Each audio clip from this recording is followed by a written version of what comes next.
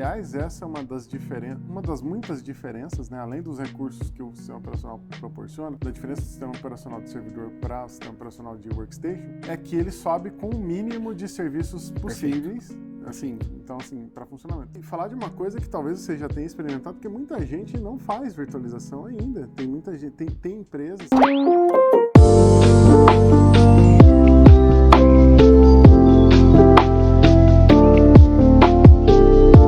E aí, pessoal, tudo bem? Bem-vindos ao canal Tem Ninja. Tô aqui de novo com meu amigo Thiago Fonseca. Eu sou Eduardo Honorato. Esse é o segundo episódio do nosso podcast. Na semana passada a gente fez o primeiro episódio, eu coloquei uma caixinha de pergunta lá para o pessoal responder qual tema eles gostariam de ouvir e bastante gente sugeriu o tema de virtualização. Então nós estamos aqui para falar de virtualização.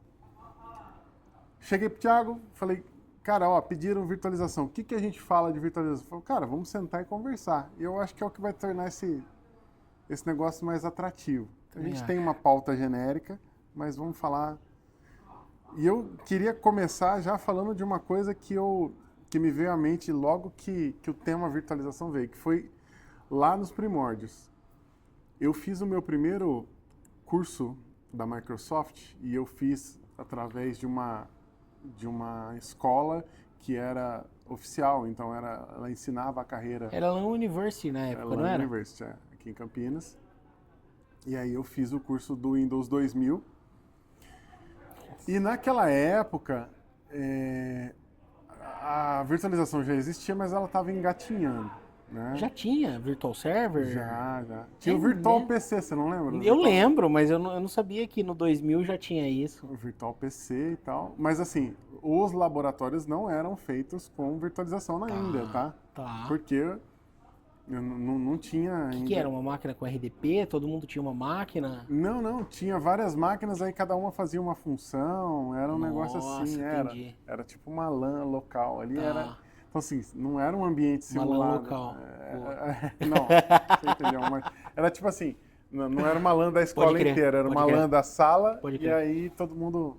Legal, as cara. máquinas se conversavam e tal. As imagens prontas. E aí, já no 2003... que depois eu atualizei, que foi quando eu tirei a certificação efetivamente, aí já tinha o Virtual Server virtualizando as máquinas da operação ali. Sim.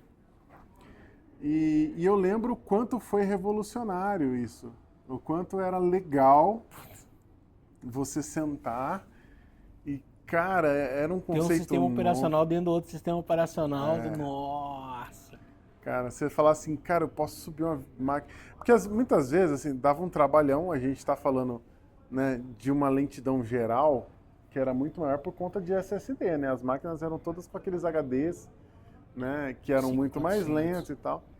Não, então você tinha que os servidores tinham HD de 10.000 RPM, né? Tinha, já existiam esses HDs com velocidades maiores, mas o meu ponto é, uma estação de trabalho era, cara, para você instalar um sistema operacional era 30 minutos.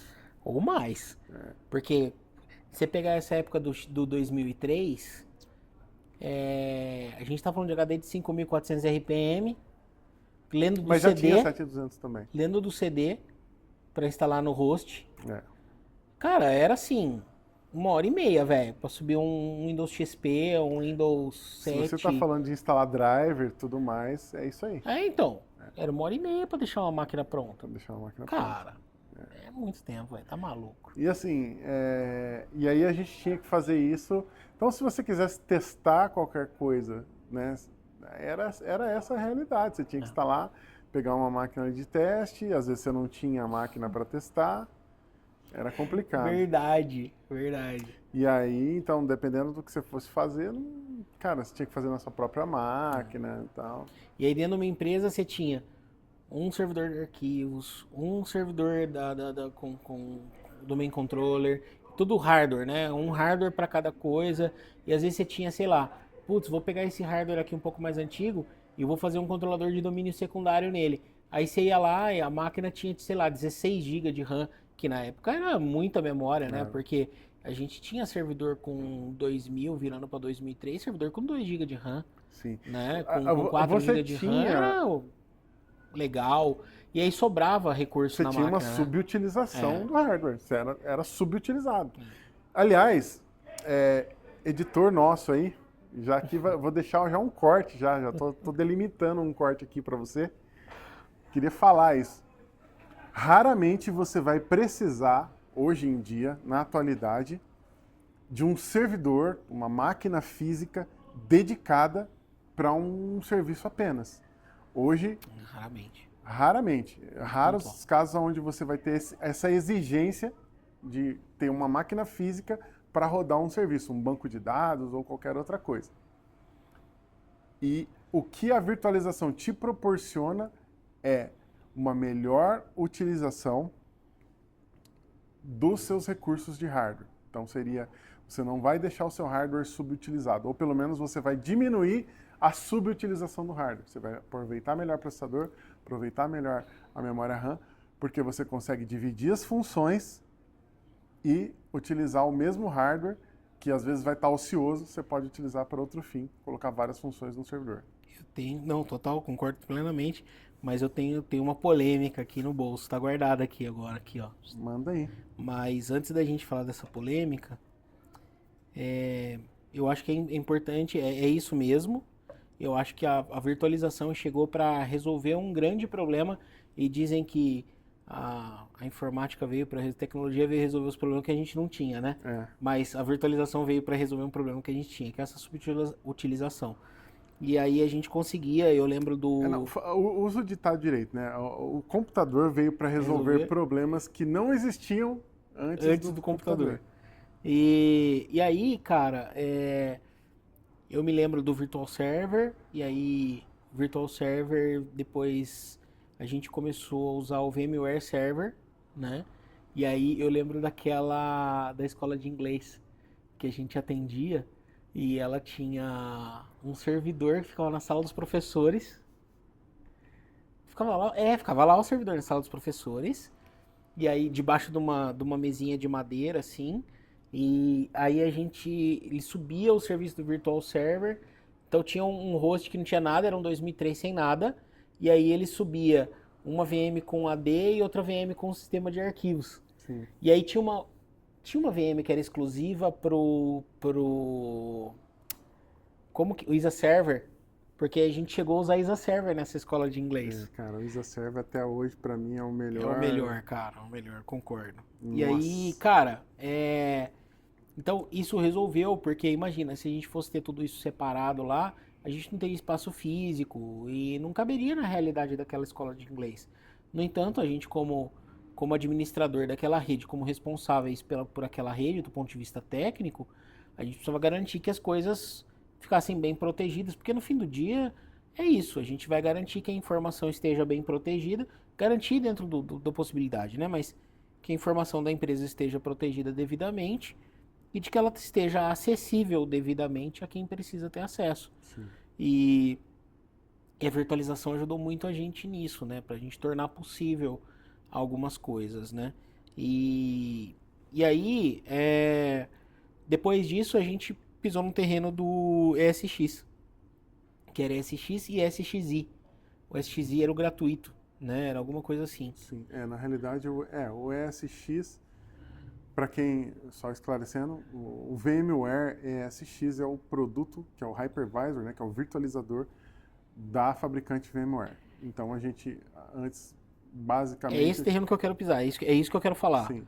Eu queria que você falasse sobre isso. Tá. Qual que é a distância, então, do VMware Server que a gente tinha do VMware Workstation que a gente tem hoje, por exemplo, para um ESX? Então, lá na minha rede, eu estou rodando lá um VMware Workstation lá e eu rodo os servidores ali, ou estou usando, de repente, um VirtualBox ali, estou rodando meus servidores.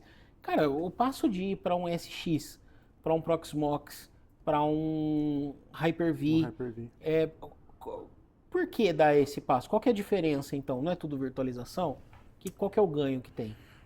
Então, bom, tem alguns fatores importantíssimos. Primeiro que a gente está falando aqui, uma das características, né, que me atraíram de cara no VMware ESXi é que é o seguinte: você tem um host, que é uma máquina física ali, e aí você vai fazer uma instalação de uma ferramenta para você virtualizar, que é o que a gente chama de hypervisor, no caso. Se você faz uma instalação do Windows, esse Windows ele consome recursos gráficos, tem os serviços do Windows que ele sobe ali que muitos você não vai nem utilizar. Se ele for uma máquina que você faz uma instalação padrão ali do Windows, ele vai subir um monte de serviços que você não vai, e ele vai consumir memória RAM, ele vai consumir processamento com nada, só de você instalar a máquina, ele já vai consumir esses recursos. Quando esse sistema operacional, né, e é importante frisar isso, no caso da VMware, né, do Hyper-V, ou do Zen Server, né, ou né, do Proxmox, né, que utiliza o Linux, né, de base, que é o KVM e tal, ele sobe um negócio sem uma interface gráfica para você, consumindo o mínimo de recurso possível com o próprio hypervisor. Então isso significa que ele disponibiliza uma quantidade maior de recursos para as máquinas virtuais que vão ser hospedadas ali. Então Tá. essa é uma diferença. Então deixa eu pensar aqui. Eu tenho uma máquina, um host, com 32 GB de RAM, certo?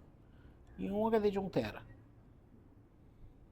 Quando eu subo o Windows nele, quanto que eu falei de memória? 32, né? 32. Desses 32, 6 a 8 ali ela já engoliu. Sim. Estamos falando de Windows 2019 aí, mais ou menos, né? Então, Surpreendentemente não. é? É. Então vamos falar do 16, que Sabe eu acho que é o qual- último que eu mexi. Sabe qual que é a recomendação mínima?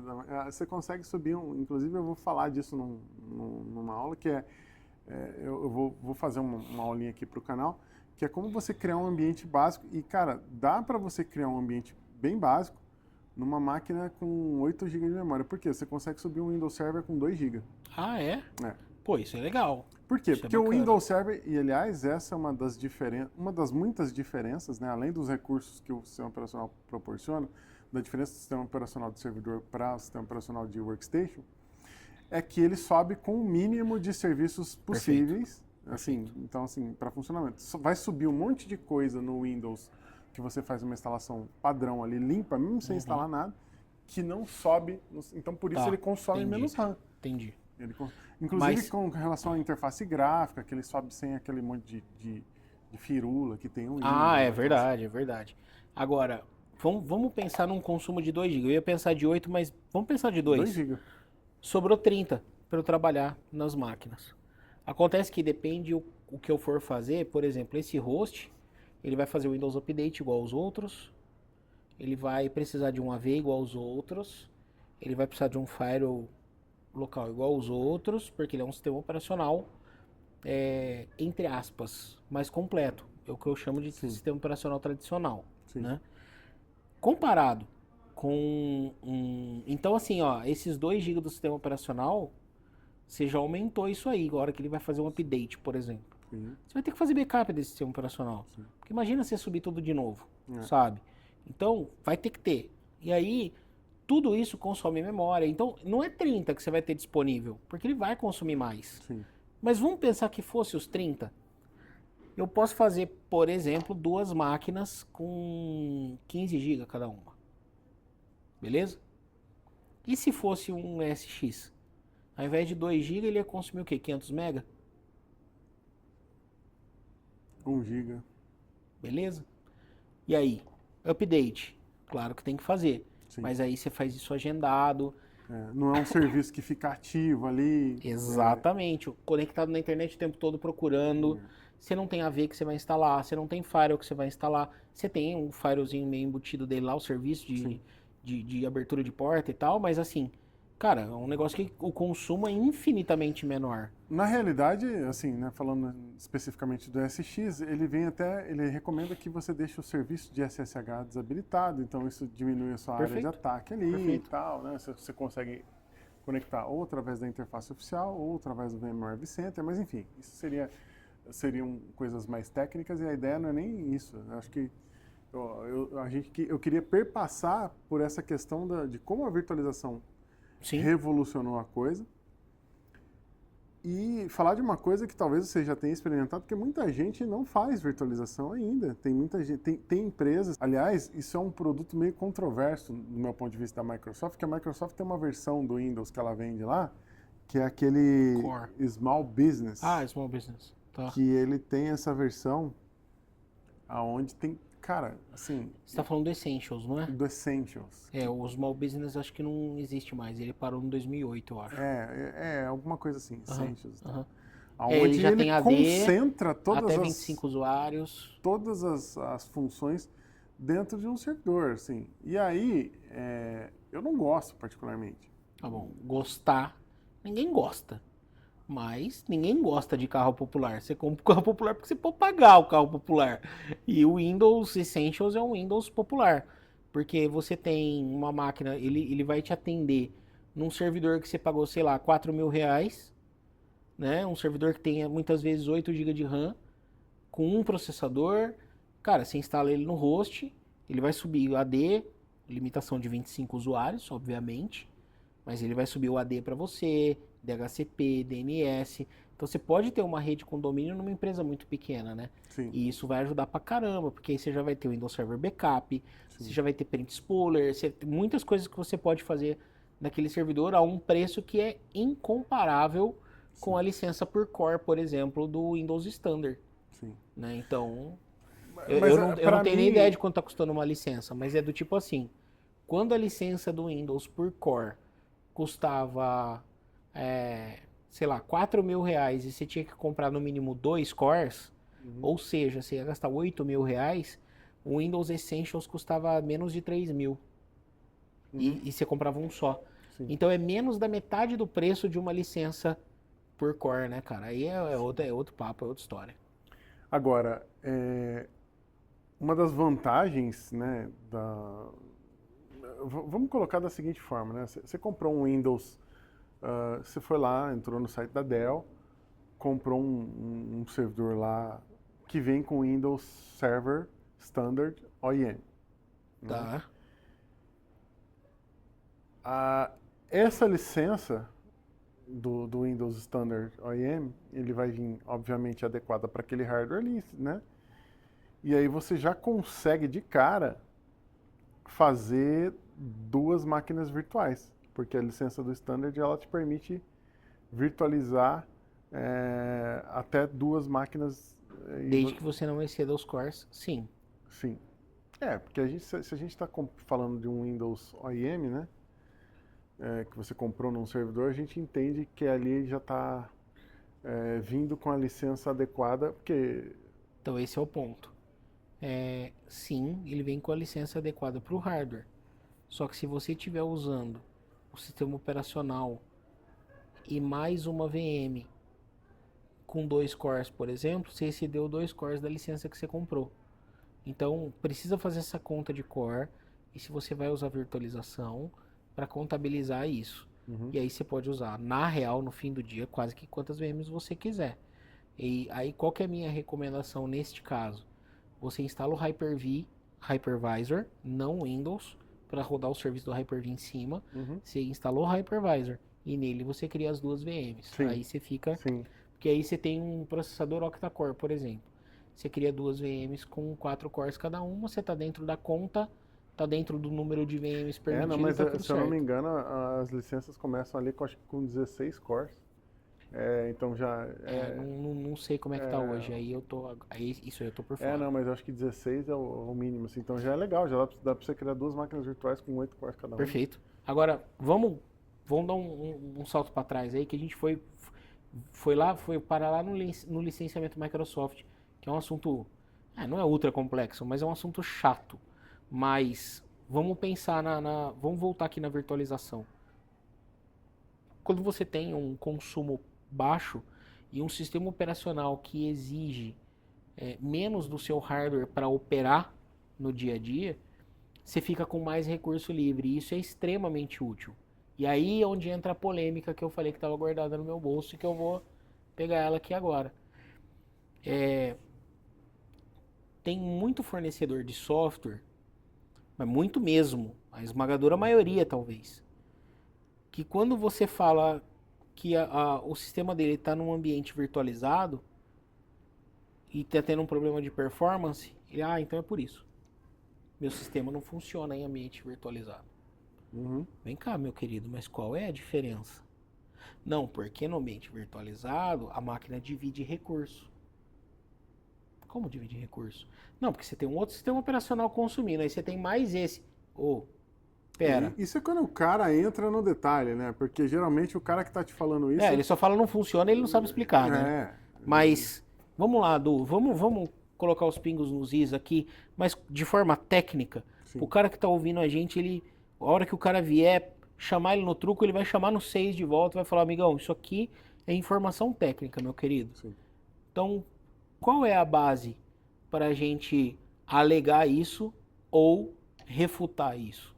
Como é que funciona essa virtualização e aonde ela pode afetar a performance de uma aplicação, de um banco de dados, de um tráfego de rede? Eu diria o seguinte, dependendo da máquina que você está utilizando, né, dependendo da função daquele servidor, ela vai estar grande parte do tempo com esses recursos ociosos. Então, assim, você vai ter lá, você tem um servidor de arquivos, né? O servidor de arquivos, dependendo do tamanho da empresa, dependendo da quantidade de uso, dependendo de como que é esse tráfego, se o cara está fazendo um streaming de uma mídia que está lá na rede, que ele está trafegando o tempo todo, lendo arquivo no servidor o tempo inteiro, o outro está copiando e tal. Então a gente está falando aí de uma necessidade, onde a gente tem que olhar, e aí é onde entra a questão da expertise do técnico. Você vai olhar para a máquina virtual como um servidor individualizado. Se esse servidor individualizado, né, ele é um servidor de arquivos e você tem ali 50 usuários conectados, e esses usuários estão usando esses arquivos o tempo inteiro, e você tem um departamento que usa streaming de mídia na sua rede. Ele está consumindo um arquivo gigante que está na rede lá e está transmitindo isso pela rede. Esse disco, onde essa informação vai estar guardada, ele vai estar com muito I/O ali. Ele vai ter um throughput alto. Vai ter uma atividade alta, Ele vai ter uma atividade alta. E você consegue mensurar isso com ferramentas do próprio Windows. Perfeito. Você vai lá, você vai entrar no Windows. Lá. Exatamente. E aí ele vai abrir lá para você o que é fila de disco. Então você vai olhar lá, cara, esse cara aqui está tendo fila de disco. O que é fila de disco? Você tem lá, ele está fazendo uma leitura e ele está entrando, essa leitura, ele não está liberando a leitura ali na hora que você está pedindo, porque tem uma fila. Ele precisa primeiro liberar o que está na fila para depois que você conseguir ler aquele conteúdo. Isso gera lentidão. Então, se você está tendo fila de disco, o problema vai ser esse. Aí o que você faz? Você pega esse mesmo volume, que é um volume grande, você tem um servidor de arquivos. E nesse mesmo volume, nesse mesmo conjunto de disco, que pode ser uma unidade RAID, que pode ser um único disco, que pode ser sei lá o que, dentro lá do seu storage, e você pega esse mesmo volume e coloca um outro disco virtual ali de uma outra máquina. Essa máquina, ela pode não estar fazendo nada, mas você tem o mesmo HD, né? Você tem uma máquina que está usando pra caramba recurso aqui, a outra está ociosa. Na hora que você for usar qualquer coisa nessa máquina aqui, ela vai ficar lenta. Ela vai dividir o uso do outro. Ela vai dividir o uso do outro, porque ela não faz mágica. A virtualização, ela não divide. Ela distribui ali os recursos, aquilo que está ocioso e tal, mas se você tem um uso intenso de um disco e você tem um disco virtual, um uso intenso de um volume, né, que está numa unidade de disco, e você tem uma outra máquina que não está em uso, mas ela está no mesmo disco físico ali, ela está limitada. E é aí onde você pode entrar com esse tipo de problema. Agora, vamos falar de... o cara reclamou que a aplicação dele está lenta. Então a gente faz o quê? A gente pega um banco de dados, a gente vai lá, pega um volume no meu storage, na minha unidade, um disco, separa aquele volume e deixa só para aquele cara lá. A gente tem como reservar recursos de processamento, recursos de memória para aquela máquina. Se a gente fizer isso, ou seja, fizer essas reservas... Se for bem pensado e bem implementada a virtualização, não vai dar esse tipo de problema. Não vai dar diferença. E aí, vou arriscar ilustrar o que você tá falando para mim. Dentro do posto de gasolina, na bomba, a gente tem vários bicos. Sim. Álcool, gasolina aditivada, diesel, tudo no mesmo lugar. Só que o espaço é para um carro. Sim. Certo? O que é a fila de disco? O disco, ele tem dentro dele, está armazenado nele uma informação que eu quero. Pode ser um executável, pode ser um documento, extensão do arquivo não importa, mas ele está armazenado o arquivo que eu preciso. Quando eu abro esse arquivo, o que acontece? O processador vai lá, fala com o cara, com o HD, o cara do almoxarifado ali, né? Pega aquele arquivo que precisa e leva na memória e aí ele executa aquilo lá pra gente, certo? Sim. Legal. Aí, quando que vira fila?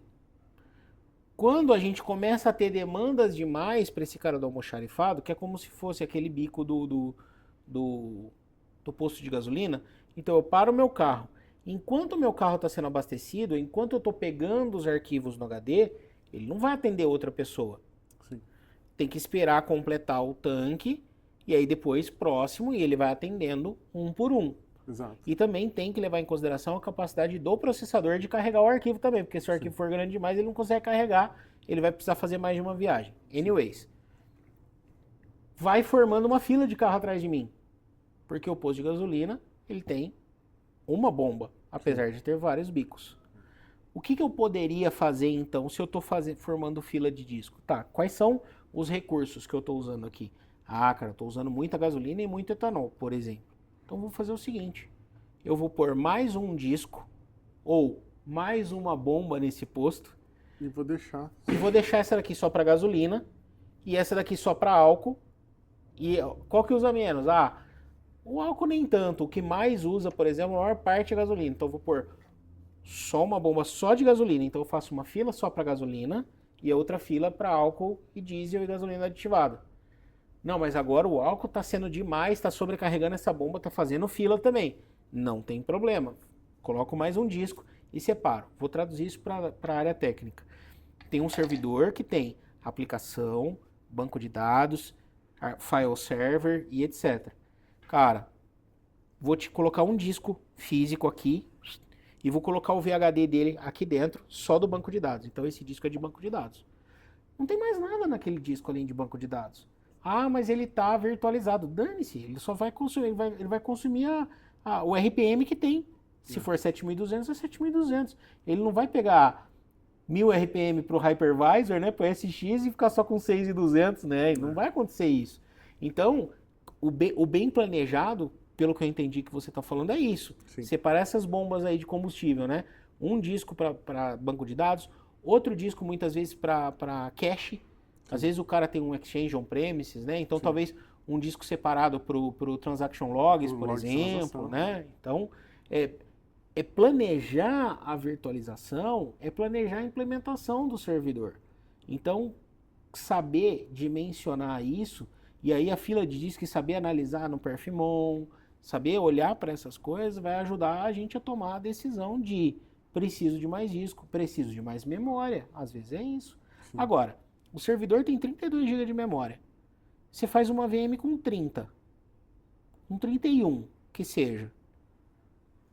E você coloca, sei lá, 24, ou se que seja até 28 para o SQL Server, e o SQL Server não está dando conta por conta de memória, se ele tivesse no host, o problema ia ser o mesmo. Então eu preciso aumentar a memória da máquina. Exatamente. A vantagem da virtualização é que às vezes você tem uma máquina com 128 GB de RAM, você colocou 32 naquela VM, distribuiu o resto em outras, você pode baixar as máquinas, diminui o uso em outras máquinas e coloca mais memória naquela que você precisa. Sim. E você faz isso com cliques e não abrindo o hardware, colocando pente de memória e etc. Né? Então, inclusive essa é uma das diferenças, né, da virtualização, né? Que é você aumentar o recurso e se a gente for para falar em cloud, a gente tem isso feito de maneira... É o famoso trocar o pneu com o carro andando. Você está lá com o servidor rodando a quente, você vai lá e aumenta a memória do cara. Você faz uma elasticidade no disco lá. E dá para fazer isso. É claro, a gente está falando que cloud é virtualização. Nada mais é do que isso, realmente. Aliás, dificilmente você vai ter um VPS lá com uma máquina física Imagina. Dedicada só para você. Só se for... E o custo disso vai ser altíssimo. Altíssimo. Para você ter um servidor dentro de um data center que vende solução de cloud. Um servidor só para você, isso aí vai ser... num data center, né? Que não seja fundo de quintal, sim, vai custar fortunas, né? Porque os hardwares são muito robustos. Então, você não vai ocupar um hardware. Por mais que você faça uma super VM, você Não ocupa 10%. Uma VM é difícil ocupar 10% de um hardware. Porque né? geralmente isso daí vai estar dentro de um Blade Server, né? Que tem É, várias lâminas, exatamente, né? Para quem nunca viu, né? O Blade Server nada mais Eu tinha do que uma máquina gigante e um hack tipo um hack, né? é um E hack. aí você vem e encaixa o hardware Você nele. encaixa uma lâmina, É. né? Por isso o nome Blade, né? Isso. E que Como se fosse um switch, você né? pega o servidor, É um U, 2U, alguma coisa assim. Sim. Aí você vem com ele em casa. Ele tem a conexão dele específica. Tem uns que é vertical, E aquela conexão lembra muito o SCSI. Lembra do SCSI? Sim. Então lembra muito o SCSI do disco antigo, né? Mas tem uma conexão zona lá. E aí você vem e ele encaixa. Eu vou ver se eu consigo colocar uma foto aqui para vocês verem como que é um Blade Server. Seria massa. Vou pedir para colocar aí. Mas é isso, é um servidor. E aí o que acontece? Você tem lá um Blade Server, que são N, você tem 10 servidores, 10 lâminas, 20 lâminas dentro de um servidor que está num rack. E aí esse cara, você vai instalar um sistema operacional ali e ele vai fazer as divisões. Você instala um sistema que gerencia isso, e aí o seu cliente foi lá e ele comprou uma quantidade X de recursos. Ele vai lá e faz aquela divisão. Ele pega uma parte desses recursos de uma lâmina e joga para uma máquina virtual. E aí você fica... E aí é o seguinte, isso é um servidor... Dá para você fazer isso pensando num nível menor, né, de você dedicar o hardware. Então, assim... porque você pode pegar, por exemplo, várias máquinas virtuais, no caso do SX, você tem 64 GB de memória lá no servidor. Você pode colocar 48 para duas máquinas. E aí o que ele faz? Ele compartilha essa memória. Quando tiver ocioso em um, ele joga para o outro. Sim. Só que é claro, isso são cenários específicos. Por quê? Se você precisar de 48... Não, é muito específico, velho. Não, então, mas é o que eu tô falando. Se você precisar de 48... Pra dar ruim é um pulo, né? Exato. Se você precisar de 48 GB de memória, o que ele vai fazer? Ele vai criar uma memória num disco. E isso vai tornar extremamente lento. E aí acabou todo o sentido da coisa. Né? Legal. Eu acho que é isso, cara. Hoje não dá para pensar em servidor, em hardware, sem pensar em virtualização, assim. Porque realmente a virtualização fez uma revolução no tecnológica mesmo, assim, na tecnologia que a gente usava. Sim, então a gente tem aí, o que a gente pode pontuar, né, de virtualização que facilita a vida? Facilidade de alocação de recursos, melhor aproveitamento do hardware, né, do hardware do servidor como geral. E aí, pessoal, tudo bem? Vocês vão perceber uma interrupção meio abrupta no vídeo aí, e eu tenho que explicar. Vocês vão perceber que a nossa captação de áudio é relativamente boa, a gente tem um microfone legal para captação do áudio. E a gente sabe que você não está aqui para ver a nossa cara bonita, você está aqui para ver o conteúdo, né? Para ouvir o conteúdo e tal, e aprender. E a gente estava gravando, só que dessa vez, normalmente a gente tem webcam e tal, dessa vez a gente estava gravando com a câmera do próprio telefone, no caso do meu telefone. E aconteceu que acabou a bateria e a gente continuou o papo. A gente não viu que acabou a bateria e a gente continuou falando ali por mais uns 5 minutos, mais ou menos. Então, assim, eu achei que ficou muito legal até essa parte, então por isso eu não quis perder até a parte que gravou. E aí eu queria complementar basicamente o que a gente falou ali no finalzinho. Né? São as vantagens da virtualização. E para resumir, melhor aproveitamento, facilidade na alocação de recursos, flexibilização, separação de funções e segurança. Então, essas vantagens você vai ter sempre quando você for fazer virtualização. Você pode dividir funções de servidores e tudo mais. Então, hoje em dia não dá para falar em um ambiente, por mais simples que seja, né, sem um mínimo ali de virtualização para você trabalhar, para conseguir fazer isso. Faz parte da otimização de um ambiente. Então, basicamente, a gente concluiu isso. E a gente concluiu também solicitando a você, primeiro, que dê um like para ajudar a gente com o algoritmo. Para você, se você achou que esse vídeo é relevante, que é legal falar assim, que é legal trabalhar dessa forma com o podcast, então, queria que você desse seu like, fizesse um comentário aí, isso ajuda também com o algoritmo, para que esse vídeo seja visto por mais pessoas. Se você gostou e se você quer sugerir um outro tema, coloca aí embaixo pra gente sentar lá e bater um papo. Tem muita coisa legal por vir. Eu tô gostando bastante de fazer esse podcast. A princípio, a gente está começando aí, eu e o Thiago, a bater um papo, mas logo logo a gente pretende trazer mais gente para estar com a gente lá no podcast. Então eu espero que tenha ajudado você. Então não esquece de deixar o seu like aí. Espero que você tenha gostado. Um grande abraço.